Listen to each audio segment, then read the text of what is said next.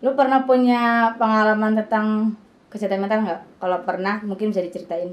Pernah, kayak mungkin kesehatan mental kita tuh karena berpengaruh ke pikiran ya. Iya. Jadi ketika kita punya masalah mental, itu pasti, kalau aku pribadi, semuanya pasti nggak terurus. Maksudnya nggak terurus tuh ketika ada satu hal dua hal yang perlu kita kerjakan, itu ketika kita merasakan kesehatan mental pasti terganggu. Misal ada DERS nih, nggak maksimal, nggak pure kita tuh fokus di situ. Jadi ketika semisal aku ada masalah kayak mungkin masalah keluarga, mungkin kemarin juga sempet sih ada masalah kayak gitu, terus ya pasti ada terganggu, mungkin ada kesehatan terganggu, mungkin waktunya fokus belajar jadi nggak fokus belajar kayak gitu. Gak banyak tahu gitu kesehatan mental yang dimaksud tuh, maksudnya yang kayak gimana, depresi ringan itu termasuk? Bisa jadi. Ya kalau misalkan depresi ringan, maksudnya aku tuh orangnya, menurut aku tuh termasuk yang jahat sama diri sendiri gitu loh. Maksudnya suka kayak nganggep diri aku nih salah gitu, salah banget sih gitu. Kayak ngerasa banyak kurangnya gitu. Kadang tuh orang lain tuh nggak ngomong apa-apa tentang aku, nggak ngomong hal buruk tentang aku, cuman aku tuh ngerangkai sendiri hal itu di pikiran aku gitu. Kayak mungkin gara-gara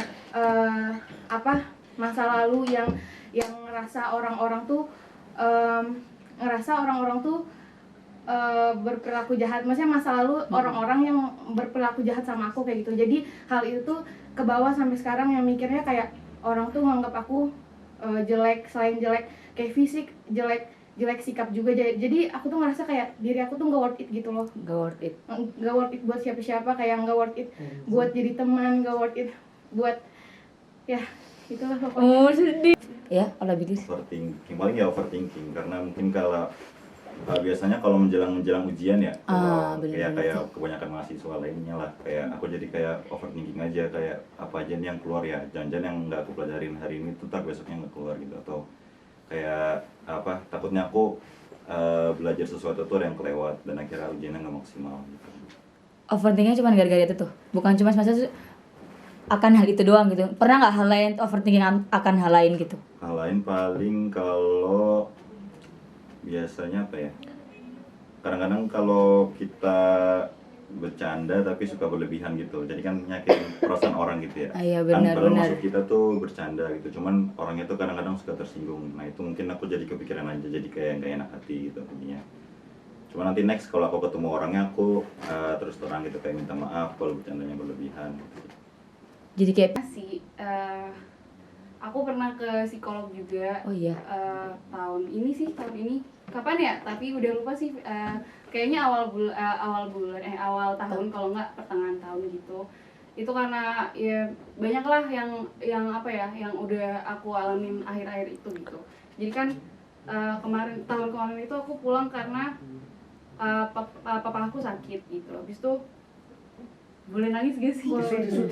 Soalnya gue mewekkan gitu orangnya. boleh, tisunya banyak.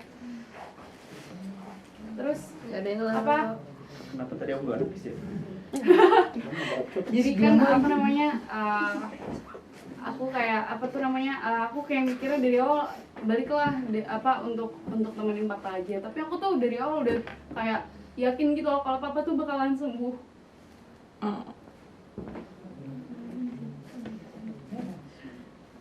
Karena menurut aku tuh papa tuh dari dulu orangnya nggak pernah sakit, terus kayak kuat gitu lah buat ngelawan kayak penyakit. Kayak jadi kalau sakit bener langsung sembuh gitu.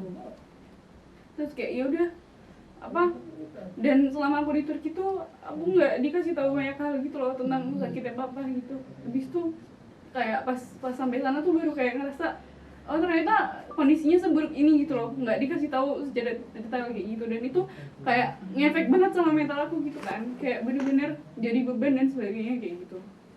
Justru pas di Turki, gara-gara aku nggak tahu kayak aslinya kayak gimana, itu cuma sebagai pikiran biasa aja gitu, kayak sebagai awang-awang doang. Tapi sekarang pas aku udah bisa lihat gitu, ternyata kayak ternyata separah ini ya kayak gitu. Terus pernah kan papa aku tuh masuk ICU dan sebagainya. Terus yang nungguin tiap saat itu mamaku, karena saat itu bener-bener kayak covid banget gitu kan, dan gak banyak orang yang boleh nunggu di ICU dan sebagainya, karena kan itu kayak riskan banget. Habis itu aku selalu tunggu di rumah dan mama selalu di rumah sakit gitu. Terus suatu saat kayak mama nelfon aku suruh bawain barang-barang buat ke ICU dan sebagainya, tapi aku lagi ders online kalau nggak salah. Terus mama tuh udah nyuruh sini gitu, papa lagi papa makin drop gitu ininya, makin kritis. Habis itu yaudah kan aku langsung menjalankan naik motor tuh sendiri.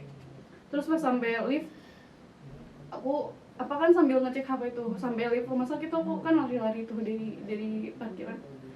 Sampai lift rumah sakit aku baca di grup mama ngechat papa udah nggak ada gitu. Padahal itu bener-bener cuma naik lantai doang, habis itu aku udah sampai ruangannya gitu. Pas aku sampai ruangannya barusan banget kan papa udah nggak ada gitu. Habis itu ya itu ngefek banget sih sama mental health aku gitu. Dari yang aku nggak nyangka kalau sebenarnya pertemuan terakhir aku sama papa yang bener-bener papa masih sehat, masih bisa ngobrol sama aku tuh pas aku sebelum ke Turki gitu, pas di bandara gitu. Terus pelukannya juga bentar banget kayak gitu. Kayak aku tuh mikir kayak ini tuh salah aku nggak sih sebenarnya gitu. Aku nggak terlalu sering ngabarin papa gitu, atau nggak aku agak telat pulang ke rumahnya kayak gitu. Terus kayak sebenarnya papa tuh masih bayang nggak sih yang ingin sampaikan ke aku gitu. Karena banyak banget kan kayak kalau misal aku ada masalah dan sebagainya, itu papa aku tuh loh yang kayak ngasih tahu kayak nasihatin gitu. Justru aku lebih dengerin papa daripada mama kayak gitu sebenarnya. Kayak gitu sih. Terus kayak dari saat itu juga kan kondisi keluarga berubah banget dong, sebelum ada papa sama setelah ada pas-pasnya ada papa sama setelah udah nggak ada papa gitu. Kan kodenya hilang gitu kan. Habis itu ya benar-benar penyesuaian lagi lah dan sebagainya itu. Dan di saat aku udah pindah ke Bogor, kan aku dari Semarang, terus aku pindah ke Bogor. Di Bogor itu mulai kayak pikiranku lebih berkecamuk dari biasanya, karena sebenarnya aku tuh lebih cocok buat rame-rame gitu loh. Aku lebih suka sama kondisi dimana aku tuh berteman banyak gitu, dimana aku bisa kayak ngobrol sama teman-teman aku. Dan sedangkan saat aku kan di Semarang banyak banget nih teman-teman aku bisa healing dan sebagainya, bisa main kapan aja yang aku mau sama teman-teman aku. Saat di Bogor aku sama sekali nggak punya teman kan, jadi kayak bener-bener di rumah, bener-bener berhadapan sama diri aku sendiri sama keluarga aku gitu. Padahal ya yang bikin penat itu ya di situ gitu, yang bikin kayak penyesuaian kan beban sih sebenarnya. Kayak kita menyesuaikan sesuatu itu sebenarnya beban, adaptasi itu beban. Nggak pernah ya kayak gitu nggak pernah.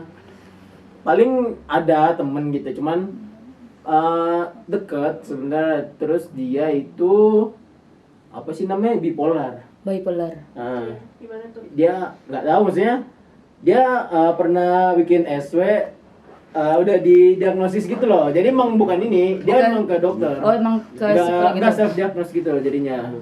Terus gua nanya sama temen gua, ini gimana ya kalau kayak gini.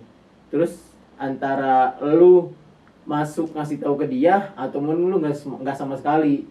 Terus gue milih nggak sama sekali. Soalnya ya gue nggak mau tanggung jawab sama urusan dia gitu loh. Bukannya gue nggak ngurusin, tapi ya masih ada orang lain lah. Gue takutnya terlalu dalam ngurusinnya gitu loh. Takutnya dia malah bergantungnya sama gue, nanti guanya yang bakal repot gitu loh. Soalnya ada orang yang kayak gitu. Punya. Apa tuh, boleh diceritain mungkin kalau kamu mau cerita? Ya sorry itu saya pertama-tama Pak minta maaf. Enggak usah minta maaf, kamu nggak perlu minta maaf buat hal ini. Yang pertama aku lakuin datang ke sini minta maaf banget. Mungkin yang inget pas Naura awal datang di acara kemarin yang PPI yang Piknik ya? di situ Naura judes banget dan Naura di situ bad mood banget. Nggak tahu kenapa. Ya karena Naura di situ ngerasa kaget aja ketemu banyak orang. Karena sebelum pandemi. Sebelum Nora berangkat ke Turki, Nora pernah di posisi gue punya sahabat satu-satunya yang udah dekat banget dari SMP yang tahu segalanya tentang gue. Pertama percintaan gue gagal Terus kedua, gue masih sayang sama dia. Terus gue pergokin dia sama sahabat gue satu-satunya akhir. Dan ini bukan yang pertama kali, akhirnya gue nggak percaya lagi sama sahabat gue. Terus teman-teman gue pada main dan gue nggak diajak. Saudara-saudara gue entah waktu itu banyak masalah, orang tua pun nggak mendukung. Maksudnya keadaan orang tua pun nggak mendukung. Jadi akhirnya gue mutusin buat kesini karena udah nggak ada yang diharapin lagi dari di sana gitu loh. Sebelumnya gue juga punya inner child. Gue anak yang traumaan. Jadi sorry to say, untuk kakak-kakak PPI yang ada di sini yang mungkin ada dan nanti nonton, ya ampun so YouTuber banget gue. Tapi iya, waktu awal emang gue nggak mau ngajak ngobrol sama siapapun. Gue enek, gue kesel banget pas acara PPI karena gue dari awal trauma. Gue udah nggak bisa percaya sama siapapun. Entar lu. Tentang kesehatan mental saya, pengalaman pribadi. Saya bukan orang yang menye-menye ya teman-teman. Kayak ada sesuatu yang harus dirasain benar-benar, harus sampai gini, sampai gitu, sampai gangguan mental dan sebagainya. Saya bukan menye-menye gitu. Saya orangnya itu rada cuek aja sih sama masalah. Artinya bodo amat, seperti saya yakin teman-teman juga ada yang seperti itu. Cuma menurut saya tingkatnya beda-beda teman-teman. Karena menurut saya ada masalah yang begitu wow, gede, ngena banget sama diri teman-teman sendiri, itu sampai teman-teman ngerasain sampai kena mental bahasanya gitu lah ya. Kalau saya sendiri, saya bodo amat gitu. Saya nggak mempermasalahin itu. Ya udah sih, masalah bagi saya masalah hari ini untuk hari ini saja gitu doang. Karena besok adalah hari yang baru. Pernah. Apa tuh? Jadi tuh dulu gue pernah ada di posisi terendah gue gitu loh. Nah, gue tuh kayak di situ kayak ngerasa gue tuh sendiri. Padahal tuh banyak banget teman-teman yang ngerangkul gue juga. Cuman gimana pun juga, kalau misalnya kita punya masalah ya, kalau misalnya dari sudut pandang gue, kita tuh nggak bisa sembuh dari luka gara-gara omongan orang lain gitu. Tapi pasti kita tuh sembuh karena ya diri kita sendiri. Jadi kalau misalkan diri kita bilang kayak, ya gue sembuh nih gitu, ya berarti sembuh. Tapi kalau misalnya orang lain, misalnya kita kayak lebih banyak nih ngomong ke orang lain kayak gimana ya, kayak misalnya ngomong ke orang lain nih kayak gimana sih, gue minta saran nih, kayak gimana sih caranya biar kita tuh nggak kayak gini. Sebenarnya tuh jawabannya tuh ada di diri lu sendiri gitu, bukan di orang lain gitu. Bener. Banyak bos. Aduh, boleh nggak ceritain gitu? Ya takut durasinya nggak nyampe, beberapa aja lah ya. Beberapa boleh. Jadi dari dasarnya sendiri, orang tuaku itu kan dua-duanya nih di bidang kesehatan. Bapakku itu perawat, ibuku itu bidan. Yang pertama, yang namanya bidan kan nggak bisa nentuin jam operasional ya. Orang mau ngelahirin mah ngelahirin aja, nggak bisa ditentuin kapan gitu kan. Jadi dari kecil itu nggak sekali dua kali setelahnya tidur bareng orang tua, bangun-bangun kok sendiri kayak gitu. Terus dikarenakan kedua orang tua yang kerja di bidang kesehatan itu juga, ekspektasi mereka buat aku ikut kerja di dunia kesehatan itu tinggi banget. Padahal bukan di situ passionku kayak gitu. Jadi kuliah sendiri aja itu udah ngerasa kayak ngehianatin ekspektasi orang tua kayak gitu. Kayaknya, tapi aku bingung mau milih yang mana. Apa ya? Ya, terserah kamu, versi kamu. Yang Tentang pendidikan, Tentang apa? tentang nilai atau Oh iya. Kelihatannya gitu ya? Sama keluarga. Iya, kayaknya kita sama deh. Well, oke. Ekspektasi orang tua. Sebenarnya aku mungkin pernah berada di masa down banget itu ketika aku sebelum masuk ke Turki. Jadi saat itu aku kan pernah kuliah di Indo, di farmasi juga. Dan itu tuh menurut aku saat itu adalah waktu-waktu dimana benar-benar down banget. Aku punya masalah dengan teman, aku punya masalah dengan kuliahku sendiri gitu. Dan saat itu benar-benar aku nggak bisa jaga diri. Aku benar-benar ngeluapin emosi aku yang gimana dan gimana sih? Ulang. Iya. Ulang boleh Kak, boleh. Gimana? Penuh kayak gini nih. Lu punya tips nggak buat orang-orang di luar sana yang lagi ngalamin mentalnya keganggu gitu?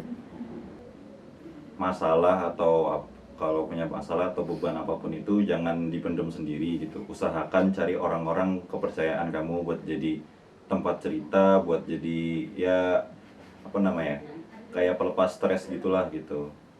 Atau mungkin bisa cerita-cerita juga ke orang tua, ke sahabat, ke saudara atau teman yang orang-orang yang teman-teman percayain gitu. Toh kalau udah cerita itu walaupun terkadang masalahnya tetap ada, cuman kalau kita udah berani cerita itu lebih ringan gitu masalah, jadi kayak bebannya itu kayak bisa dibagi ke orang lain gitu, jadi lebih ringan gitu. Makanya di sini saran aku ke orang-orang yang kalian percaya gitu, karena orang-orang yang kalian percaya pun nggak akan berbuat aneh-aneh gitu kan pastinya, kayak sahabat teman kalian gitu. Jadi ya saran aku yaitu kalau kalian punya masalah, punya beban yang berat banget, itu cari teman cerita apa namanya yang kalian percaya lah dari apapun itu, biar meringankan beban teman-teman semua. Mungkin untuk orang-orang di luar sana yang lagi punya masalah, menurut aku ada 2 treatment yang bisa dilakukan untuk nge-treat masalah itu. Satu adalah kamu harus nyelesain masalah itu dari akar-akarnya.